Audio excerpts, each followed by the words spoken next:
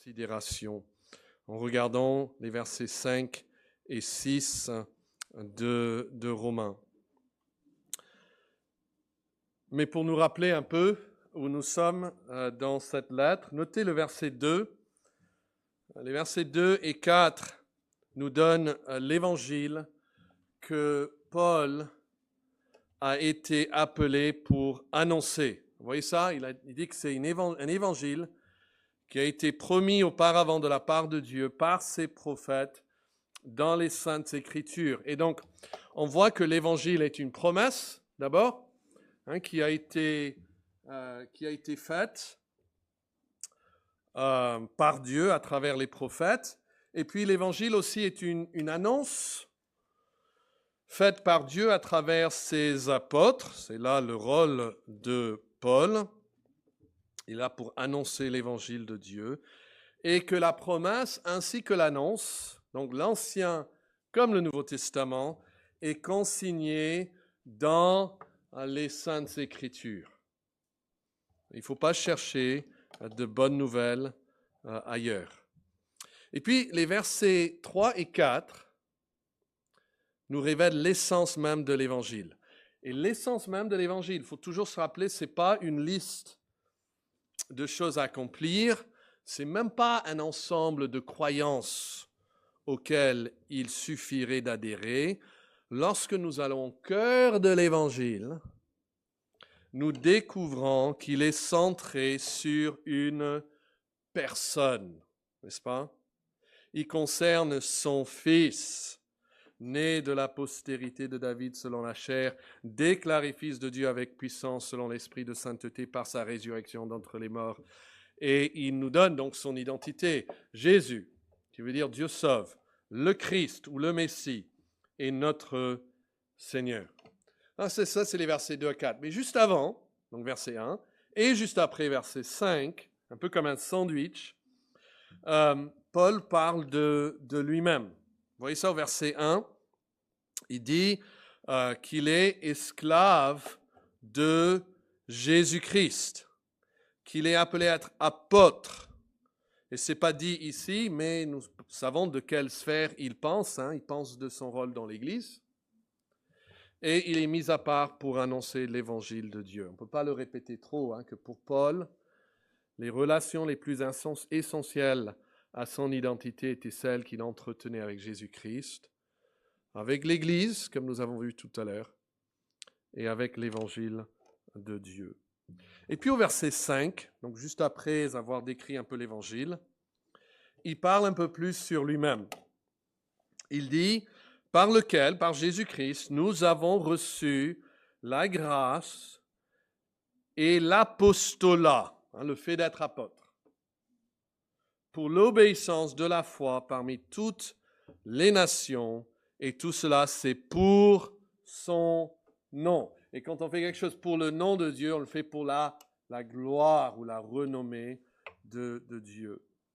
Donc, vous voyez, il a parlé de lui-même, ça c'est l'auteur. Il a parlé un peu de son sujet, c'est l'évangile de Dieu. Et maintenant, regardez le verset 6. Il dit, parmi lesquels vous. Vous voyez ça? Ça, c'est les destinataires.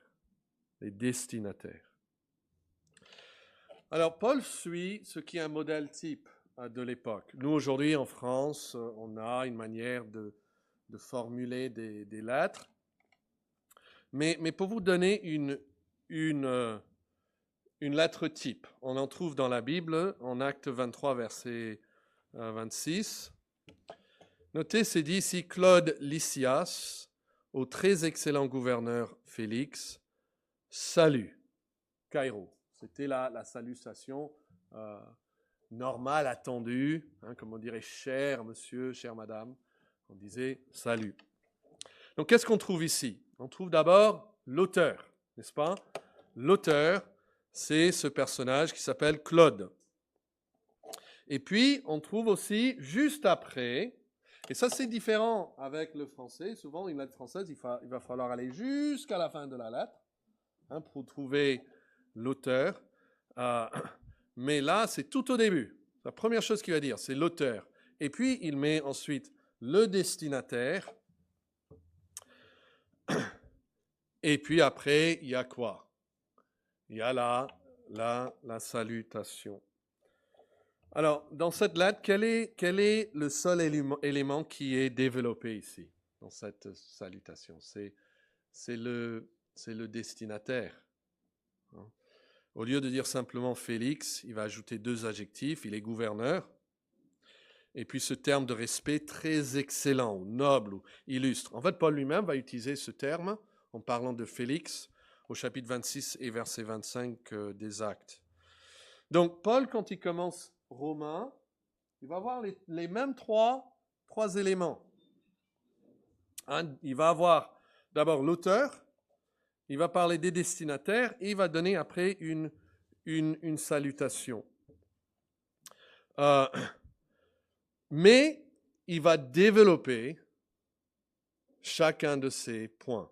Et donc, au lieu de prendre que quelques mots, comme nous voyons ici dans cette lettre, la salutation de Paul prend 7 versets en romain. On commence au verset 1, et puis sautez maintenant au verset 6 de Romains chapitre 1. Il dit « parmi lesquels vous ». Et là, finalement, il va s'adresser au destinataire. Vous êtes aussi, vous qui avez été appelés par Jésus-Christ, et c'est à tous ceux qui à Rome sont bien-aimés de Dieu, saints par vocation, que la grâce, et voici la salutation, que la grâce et la paix vous soient données de la part de Dieu notre Père et du Seigneur Jésus-Christ.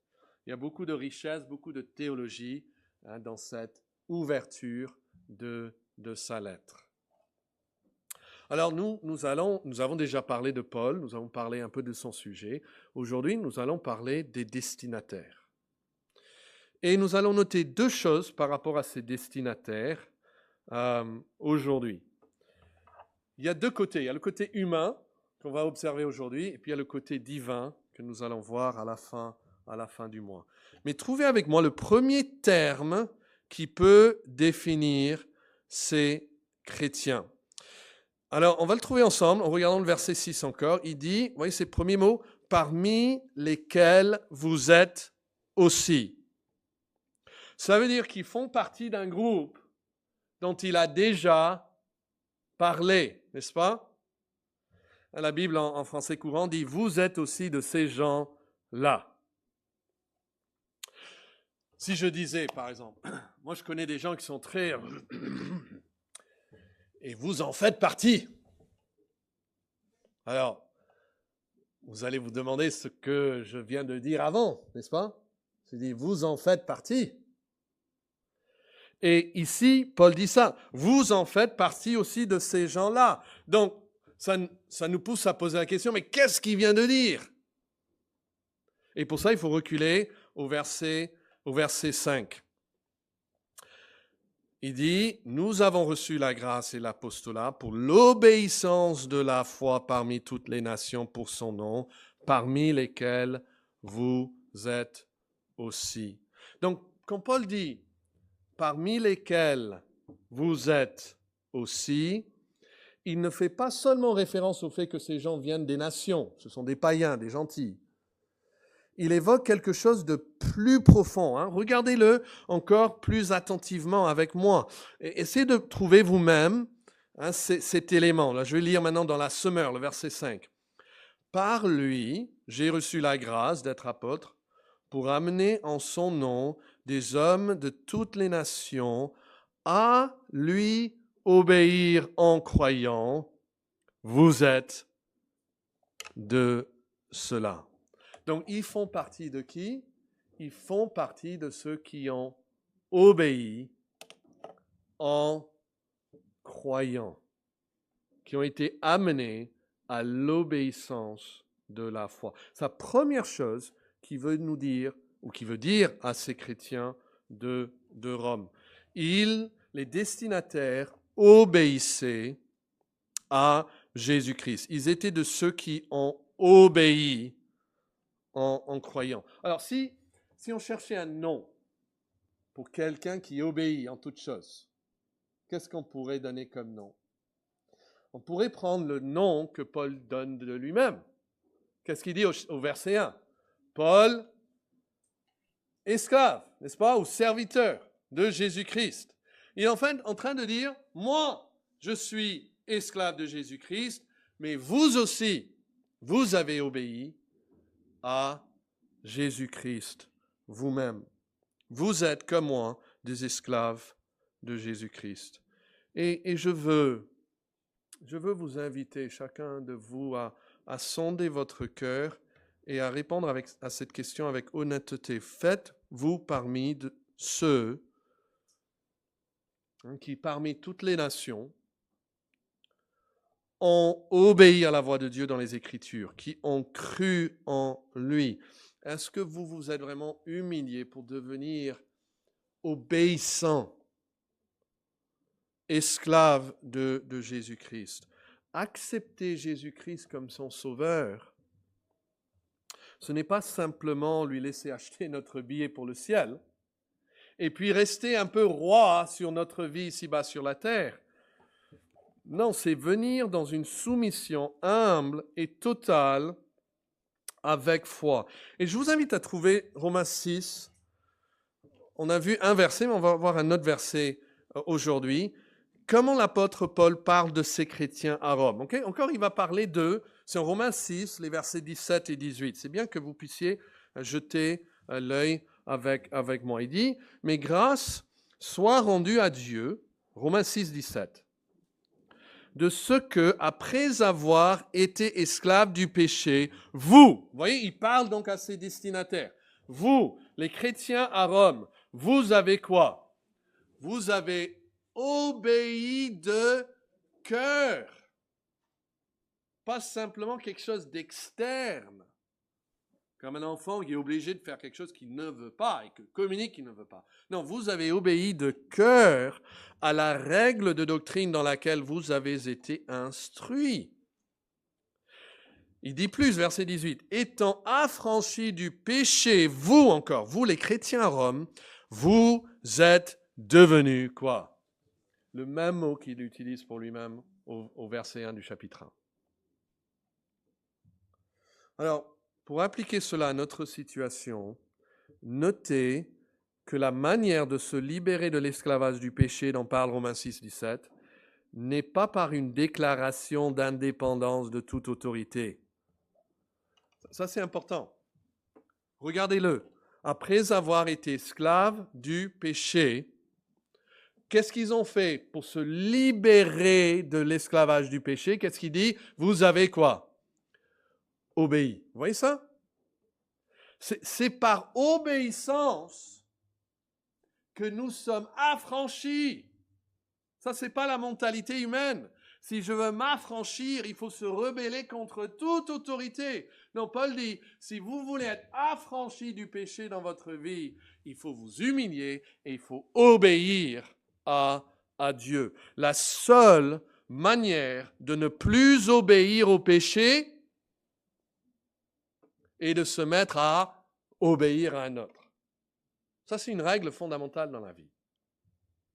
Il n'y a, en fait, selon ces versets, il n'y a que deux options. Obéir à Dieu ou obéir au péché. Nous sommes toujours en train de nous soumettre à un de ces deux autorités. Et peut-être il y a quelqu'un ici qui sent l'esclavage du péché. Ça, c'est la réponse de Dieu. Vous n'allez pas pouvoir juste vous libérer, être autonome dans la vie. Non, il faut vous soumettre à Dieu. C'est un peu comme le témoignage des Thessaloniciens. Paul leur dit en chapitre 1, verset 9, dans sa lettre, car on raconte à notre sujet quel accès nous avons eu auprès de vous et comment vous vous êtes convertis à Dieu en abandonnant les idoles pour faire quoi? Pour servir le Dieu vivant et vrai, pardon. Alors, le mot esclave en grec, qu'on a vu au chapitre 1, chapitre 6, c'est le mot doulos. Le mot ici, servir, c'est le verbe grec douléo. Vous voyez la ressemblance? C'est le verbe, c'est ce que fait un esclave. C'est remplir les fonctions d'un esclave. Vous êtes là, vous êtes Vous avez abandonné les idoles, mais pour servir le Dieu vivant et vrai. Et puis avancez, bon, je l'ai, je crois, ici, à la fin de cette lettre, Romains 16, le dernier chapitre. Il dit ceci, pour vous, et là, tout simplement, pour parler de toute leur vie de foi, tout leur témoignage, il le résume comme ceci. Votre quoi? Votre obéissance est connue de tous. Vous voyez, c'est pour ça, ce n'est pas une mince affaire. Il faut le noter, que Paul, quand il pense à ces chrétiens, il pense à leur obéissance. Il est sincère quand il dit, c'est pour amener à l'obéissance de la foi, et vous faites partie de ces gens-là. Parce que, je le sais, parce que votre obéissance est connue de tous, et je me réjouis donc à votre sujet. Et ce verset nous pousse à aller au-delà de la perception que nous avons de nous-mêmes. Je dis, quelle est votre perception de vous-même? Est-ce que vous vous voyez comme esclave de Dieu? Mais ce verset nous pousse à considérer quoi? Ce que les autres pensent de nous. Les personnes qui nous entourent. Est-ce qu'elles pourraient nous décrire ainsi? Si nous sommes des parents, est-ce que nos enfants pourraient-ils dire cela de leurs parents? Si vous avez des parents, est-ce que vos parents pourraient dire cela de leurs enfants? Vos collègues au travail diraient-ils cela de vous? Que vous êtes obéissants à Dieu. Et c'est ça qui vous distingue. Il vous est peut-être déjà arrivé que quelqu'un vienne vous voir en demandant « Qu'est-ce que tu penses de cette doctrine ?» ou « Qu'est-ce que tu penses de cette question morale ?» Vous savez, une réponse qui pourrait leur surprendre, c'est de leur dire « En fait, je n'ai pas vraiment le choix de ce que je crois. Je suis tenu à croire ce que dit ce livre. Pour moi, croire, c'est un acte de soumission et d'obéissance. Je suis sûr que ça choquerait les gens parce que de nos jours, on vit dans une époque où on a avalé le mensonge selon lequel chaque individu a le droit de croire ce qu'il veut et que ce qu'il croit devient automatiquement sa vérité. C'est maintenant vrai pour lui. Mais pour le chrétien, ce n'est pas ainsi. Nous n'avons pas le droit de croire ce que nous voulons. Nous n'avons pas cette liberté de croire n'importe quoi. Nous devons croire Dieu. Nous sommes tenus à obéir, pas par rapport simplement à nos actions, mais même par rapport à nos croyances. Alors que notre obéissance soit connue de tous. Alors revenons à notre texte en Romains 1. Et pour voir une autre chose à laquelle l'apôtre Paul fait référence quand il dit « vous en êtes de ces gens-là ». Il dit « une chose connue, ces Romains, obéissez à Jésus-Christ ». Et ça aussi c'est important pour nous. Mais une deuxième chose qu'il dit, et je ne pense pas que nous allons voir l'application tout de suite, vous allez dire c'est un peu banal, mais je pense que l'application est puissante si nous y venons étape par étape. Donc, je vais vous demander de réfléchir avec moi. Romains 1, 5 dit, c'est par lui que nous avons reçu la grâce. Ici, dans le second 21, il dit, au lieu d'apostolat, il dit, d'exercer le ministère de quoi? D'apôtre. Pour conduire en son nom des hommes de toutes les nations à l'obéissance de la foi. Et vous en faites partie, vous aussi, qui avez été appelés par Jésus-Christ. Voyez le lien là que j'essaye de souligner maintenant. Paul dit, moi j'ai reçu la grâce, entre autres, d'exercer ce ministère d'apôtre envers les païens. Et vous faites partie de ces gens-là. Le Seigneur avait dit à Ananias, c'est juste après la conversion de Saul. Le Seigneur dit à Ananias, va car cet homme est un instrument que j'ai choisi pour porter mon nom devant les nation. C'est le mot ethnos que nous trouvons en Romains 1,5. Et ce ministère d'être apôtre aux nations, parmi les païens, était reconnu même par les autres apôtres à l'époque de Paul. Par exemple, en Galates 2,9, Paul parle, il dit qu'ils ayant reconnu la grâce qui m'avait été accordée, Jacques, Céphas et Jean, donc Pierre et Jean, qui sont regardés comme des colonnes dans l'Église, me donnèrent à moi et à Barnabas la main d'association afin que nous allions, nous, vers les ethnos, vers les nations. Et eux, donc, vers les Juifs, vers les circoncis. Donc, Pierre, Jean sont là pour reconnaître que, oui, Paul et Barnabas, eux, ils sont appelés par Jésus-Christ à aller vers les nations. Alors, suivez la logique. Quand Paul dit, en Romains 1, versets 5 et 6, que c'est par lui que nous avons reçu la grâce d'exercer le ministère d'apôtre aux nations, pour amener les hommes de toutes ces nations à l'obéissance de la foi. Et vous en faites partie, vous aussi. C'est-à-dire, il est en train de leur dire, vous faites partie de ces gens sur qui Christ m'a rendu apôtre pour votre bien. Vous faites partie de ceux à qui Christ m'a envoyé comme apôtre. Vous êtes parmi ceux pour qui Christ m'a donné l'autorité apostolique pour vous faire du bien. Il est en train de dire, j'ai un droit de vous écrire. Mon ministère vous inclut. Vous êtes à Rome, j'ai un ministère donné par Christ aux nations. Forcément, vous faites partie de ceux envers qui j'ai un ministère. Donc, qui sont donc ces chrétiens? En plus d'être obéissants à Jésus-Christ, plus spécifiquement, on peut dire ceci, que les destinataires se soumettaient à l'autorité de l'apôtre Paul.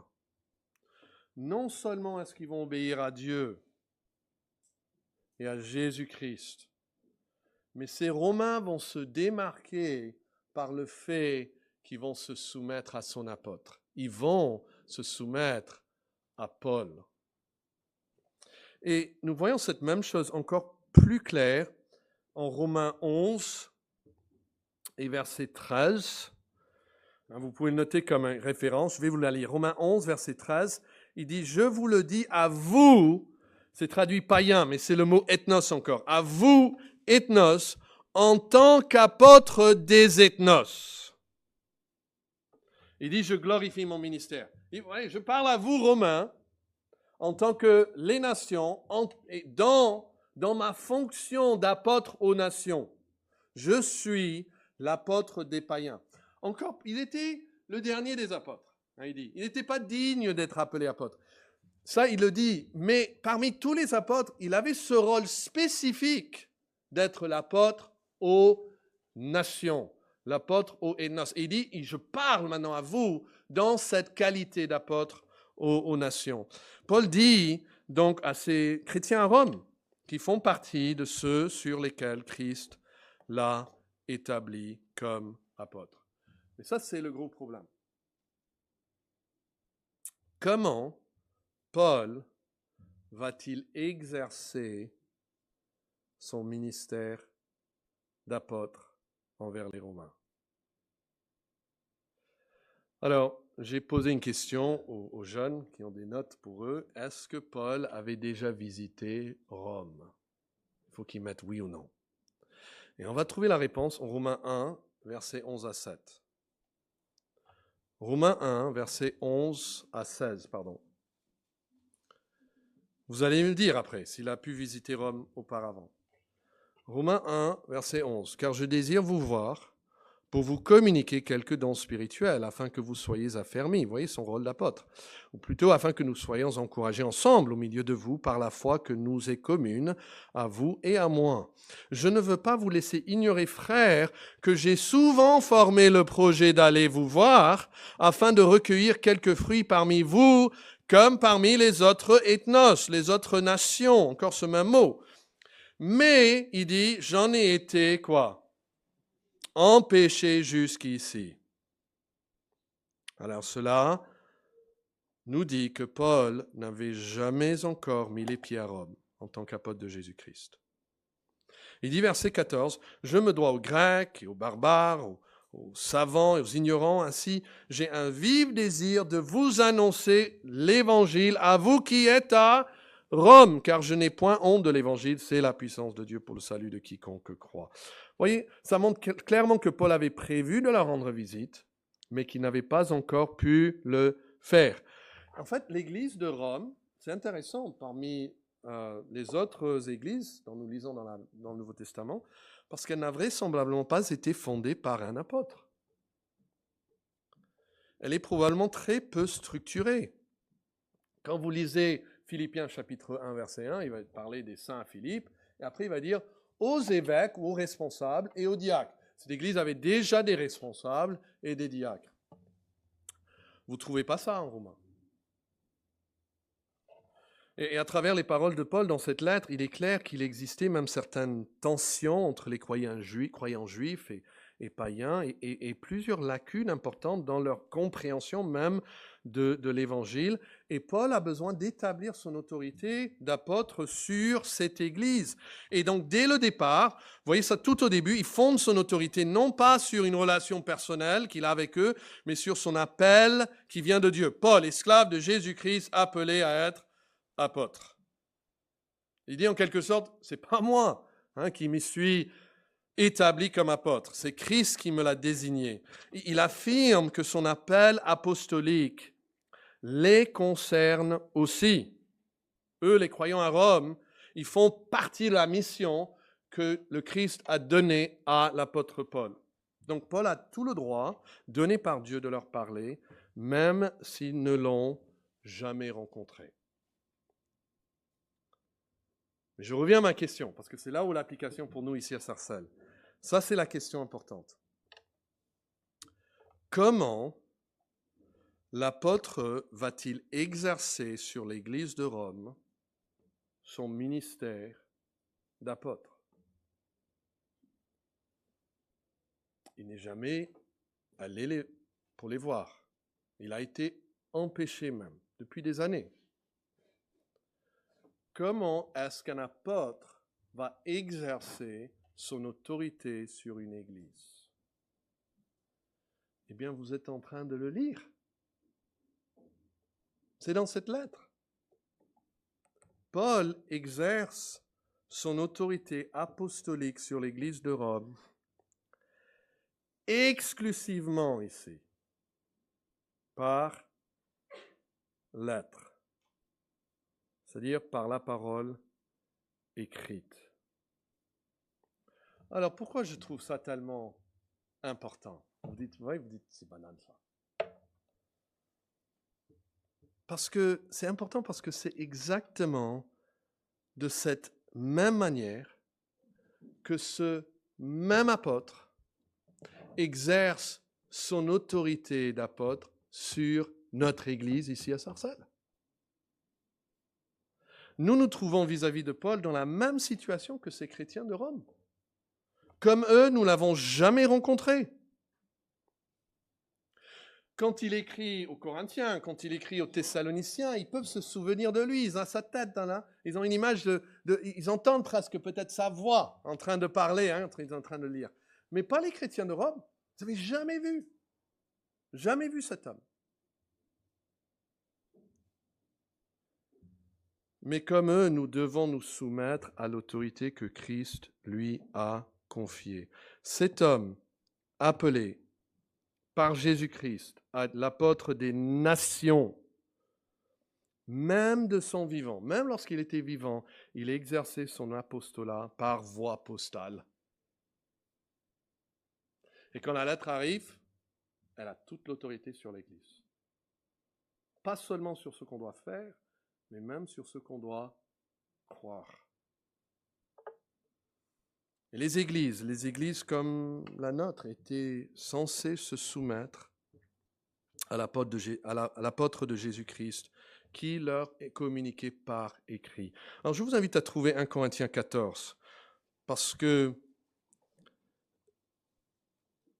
ça va nous aider avec cette idée. pour avoir une idée de l'autorité avec laquelle la position d'apôtre était dotée, écoutez ce que Paul dit aux Thessaloniciens. Vous êtes en 1 Corinthiens 14, mais je vais vous lire ce que, on a lu ça là, il y a quelques dimanches avec les jeunes. Il dit aux Thessaloniciens, nous aurions pu nous imposer avec autorité comme apôtres de Jésus-Christ. Nous aurions pu nous imposer. Et il l'a fait plusieurs fois. Pas avec les Thessaloniciens. Avec les Corinthiens, il le fait. Avec ceux de la Galatie, il le fait. Et ici, en 1 Corinthiens chapitre 14, regardez versets 37 et 38. Il dit, 1 Corinthiens 14, 37, « Si quelqu'un croit être prophète ou spirituel, qu'il reconnaisse que ce que je vous écris est un commandement du Seigneur, et si quelqu'un l'ignore, qu'il l'ignore. » Il y a deux choses vraiment à noter dans ce passage. D'abord, il est clair qu'un apôtre avait une autorité supérieure à celle d'un apôtre. Un apôtre avait une autorité supérieure à celle d'un prophète. Parce qu'il dit, si quelqu'un croit être prophète, qu'il reconnaisse que moi, ce que je dis à ce prophète, c'est un commandement du Seigneur. Mais la deuxième chose, c'est que l'autorité d'un apôtre pouvait s'exercer par écrit. Vous voyez ça? Qu'il reconnaisse que ce que je vous écris, c'est un commandement. Ce qui est écrit en noir et blanc, c'est un commandement du Seigneur. Rien que cela devrait nous aider à faire face à quelqu'un aujourd'hui qui prétend être prophète. Est-ce que vous avez rencontré quelqu'un comme ça? Dis-moi, je suis prophète. Voici deux questions que vous pourrez leur poser. Est-ce que tu reconnais que l'apôtre Paul a autorité sur ce que tu dois croire et pratiquer, même si tu te présentes comme prophète? Est-ce que tu reconnais que l'apôtre Paul, en tant que prophète, il a autorité sur toi? Et ça, c'est une première question. S'il dit oui, voici la deuxième question à poser à cette personne. Reconnais-tu que que ce que l'apôtre Paul a écrit même, l'emporte sur tout ce que tu pourrais dire ou faire? Peu importe à quel point tu te sens inspiré ou possédé au moment de le dire. Souvent, ces prophètes, ils font fi à ce que dit Paul, ils font fi à ce que dit Jean, ils font fi à ce que disent les prophètes. Ils disent, non, Dieu m'a parlé maintenant. Non, ce que l'apôtre Paul écrit est au-dessus même de tout ce qu'un prophète pourrait dire. Et s'il n'écoute pas, je lis la Bible en français courant, le verset 38, mais s'il ne le reconnaît pas, qu'on ne tienne pas compte de lui. S'il ne se soumet pas aux écrits de l'apôtre Paul, il ne faut pas l'écouter, il ne faut pas le liker, il ne faut pas le suivre, il ne faut pas être un de ses followers. Alors écoutez mes amis, ce que nous faisons avec les écrits apostoliques n'est pas une affaire anodine. Regardez ce que Paul dit à la fin de sa deuxième lettre aux Thessaloniciens, chapitre 3, versets 14 et 15. Il dit, si quelqu'un n'obéit pas à ce que nous disons, où? Par cette lettre. Par cette lettre. Notez-le et n'ayez point de relation avec lui, afin qu'il éprouve la honte. Ne le regardez pas comme un ennemi, mais avertissez-le comme un frère. Il parle ici d'autres chrétiens. L'autorité apostolique transmise à travers ces lettres écrites revêt une telle importance qu'elle influence parfois même les types de relations que nous pouvons entretenir avec d'autres croyants, tant au niveau individuel qu'en tant qu'Église. Et certains diront, certains ont dit, certains me disent, je ne suis pas d'accord avec ça. Tant que la personne est chrétienne, nous devrions entretenir des relations les plus étroites possibles. Et nous devons dire, il faut se rappeler qu'on n'a pas le droit de croire ce qu'on veut. On pourrait croire ça, mais on n'a pas le droit de croire ça. Nous sommes appelés à nous soumettre à ce que dit l'apôtre par écrit. Il est l'apôtre de Jésus-Christ.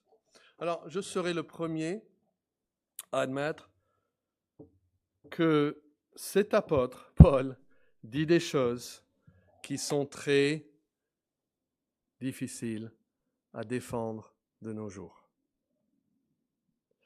Parfois, j'ai envie de dire aux gens qui m'interpellent sur ces choses difficiles, c'est pas moi qui ai inventé ces idées. C'est pas moi qui ai cuisiné ça quelque part. Et cependant, si je veux être un ministre fidèle de l'Évangile, je n'ai pas le choix de me placer devant vous et de choisir ce qui est acceptable de nos jours et puis de rejeter ce que l'apôtre a dit parce que ce n'est pas au goût du jour. Je n'ai pas ce choix. Je suis sous obligation. Malheur à moi si je ne prêche pas exactement ce que Christ, à travers son apôtre, nous dit dans sa parole. Nous sommes dans l'obligation à le croire. On peut dire, mais je ne comprends pas. D'accord, moi aussi. Pierre aussi disait ça. On peut dire, mais pour moi, ce n'est pas logique. Ouais, on peut dire ça, pour moi, ce n'est pas logique. Mais si c'est écrit, nous devons le croire. Chacun de vous est sous l'obligation aussi de croire. Alors, la prochaine fois, nous allons considérer le côté divin. Il dit, vous avez été appelés, vous êtes bien-aimés, vous êtes des saints. Mais aujourd'hui, nous avons le côté humain, la part de l'homme. Et c'est gentil à Rome se distinguer de tous les autres domaines, de tous les autres Romains, en ce que, d'abord, ils étaient obéissants à Jésus-Christ. Et ça, c'était connu de tous. Leur obéissance était connue de tous à travers la ville de Rome. Et du fait qu'ils se soumettaient à l'apôtre, à l'autorité de Jésus-Christ transmise par ses épîtres apostoliques. Alors êtes-vous le serviteur de Jésus-Christ? Si oui, vous allez prendre la Bible, vous allez dire oui. Je dis oui avant d'ouvrir la Bible. Parce que je sais que c'est Dieu qui me parle. Je veux tout croire. Je veux tout obéir. Et je vous assure que Jésus-Christ est le meilleur des maîtres. Prions. Nous voulons te remercier, ô Dieu, pour ta parole. Nous la prenons comme la seule règle en matière de foi et d'obéissance. Et nous voulons nous distinguer de ce monde par notre obéissance à Jésus-Christ et par notre soumission à tout ce que dit ta parole. Les choses qui nous plaisent, mais aussi les choses qui nous déplaisent. Donne-nous l'humilité de nous rabaisser devant ta parole et de dire comme le jeune Samuel, « Parle Seigneur, car ton serviteur t'écoute. Parle-nous, ô Dieu, et donne-nous la grâce de t'écouter et de t'obéir. Car c'est au nom du Seigneur Jésus que nous prions. Amen.